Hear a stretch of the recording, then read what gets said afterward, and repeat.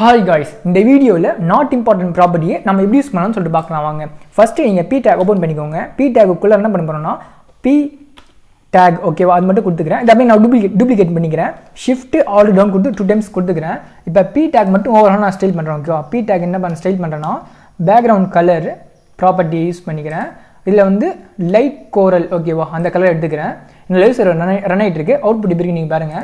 Background colour எல்லாமே ஒரு light coral colour வந்திருக்கா ஓகே. இப்போ நான் எப்படி ஸ்டைல் பண்ண போறேன்னா ஐடின்ற ஆட்ரிபியூட் யூஸ் பண்றேன். அதுக்கப்புறம் கிளாஸ்ன்ற ஆட்ரிபியூட் யூஸ் பண்றேன் ஓகேவா. ஐடின்ற ஆட்ரிபியூட்குள்ளார ஐடி நேமே வச்சுக்கிறேன். கிளாஸ்ன்ற ஆட்ரிபியூட்குள்ளார கிளாஸ் நேம் வச்சுக்கிறேன் ஓகேவா. கிளாஸ் ஓகே கிளாஸ் வச்சுக்கிறேன். இப்போ நான் மேலே போய் கால் பண்றேன் ஓகேவா. ஆஷ் ஐடி அதே மாதிரி டாட் கிளாஸ் ஓகேவா. ஓகே கொடுத்துக்கிறேன். இதுக்கு தனித்தனி பேக்ரவுண்ட் கலர்ஸ் நான் கொடுத்துருக்கேன். இதோட பேக்ரவுண்ட் கலர் வந்து லைட் ப்ளூ நான் வச்சுக்கிறேன் ஓகேவா. நெக்ஸ்ட் இதோட பேக்ரவுண்ட் கலர் வந்து எல்லோ க்ரீன் வச்சுக்கிறேன் ஓகேவா. Yellow green. இப்போ என்ன நடக்கும்னா அங்கே பாருங்க ஐடின்ற ஆட்ரிபியூட்டில் வந்து என்ன லைட் ப்ளூ கொடுத்தோன்னா இது லைட் ப்ளூவாக மாறிடும் ஓகேவா. பட் பி டேக்கில் லைட் கோரல் கலர் இருந்தாலும் சரி ஓகேவா. அதே மாதிரி பி டேக்கில் வந்து லைட் கோரல் இருந்து நான் கிளாஸ் ஆட்ரிபியூட்டில் க்ரீன் எல்லோ க்ரீன் கொடுத்துருக்கேன். அதனால எல்லோ க்ரீன் தான் வரும் ஓகேவா. சரி பார்த்தீங்களா நான் பி டேக்ல ஒரு கலர் கொடுத்தேன், ஐடின்ற ஆட்ரிபியூட்ல ஒரு கலர் கொடுத்தேன், கிளாஸ்ன்ற ஆட்ரிபியூட்ல ஒரு கலர் கொடுத்தேன் ஓகேவா. பட் இதை எப்படி நம்ம கண்ட்ரோல் பண்ண போறோம்னா நாட் இம்பார்ட்டன்ட் ப்ராப்பர்ட்டி மூலமா கண்ட்ரோல் பண்ணலாம் ஓகேவா. நீங்களே பாருங்க.